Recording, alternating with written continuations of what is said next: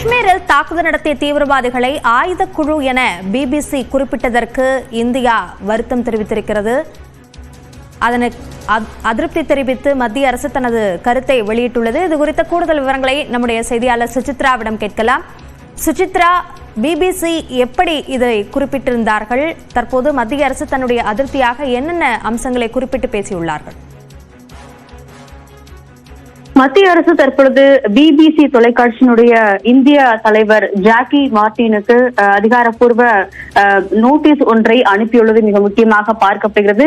BBC தொலைக்காட்சியினுடைய செய்திகளில் மிக முக்கியமாக பாகிஸ்தான் தீவிரவாதிகளை ஆயுதங்கள் ஏந்திய குழுக்கள் என்ற மிலிட்டன்ட் என்ற வார்த்தையை பயன்படுத்தி அவர்களுடைய செய்திகள் என்பது வெளியிட்டதற்கு கடும் எதிர்ப்பு தெரிவித்து இந்த ஒரு கடிதத்தை ஒரு எச்சரிக்கை கடிதமாக அவர்கள் பிபிசியினுடைய தலைமைக்கு அனுப்பியுள்ளது மிக முக்கியமாக பார்க்கப்படுகிறது. ஒரு பயஸ்ட் செய்திகள் என்பது பிபிசியினுடைய குழுமம் சார்பாக வெளியிடப்பட்டு வருவதாகவும் இந்தியாவிற்கு எதிரான நடவடிக்கையாக அது கருதப்படுகிறது என்ற ஒரு கருத்தையும் அந்த கடிதத்தில் மத்திய தகவல் மற்றும் ஒலிபரப்புத்துறை அமைச்சகமானது தெரிவித்துள்ளது மிக முக்கியமாக பார்க்கப்படுகிறது. இந்த கடிதம் என்பது ஒரு வார்னிங் லெட்டராக அனுப்பப்படுவதாகவும் மிலிட்டன்ஸ் என்று அவர்கள், அதாவது ஆயுதங்கள் ஏந்திய குழுக்கள் என்று அவர்கள் கூறுவதை நிறுத்த வேண்டும்.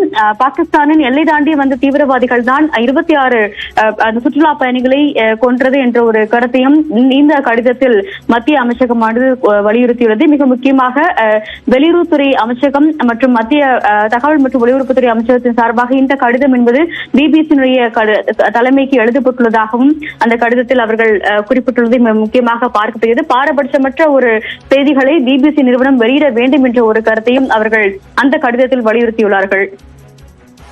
விரிவான விவரங்களுக்கு நன்றி சுசித்ரா.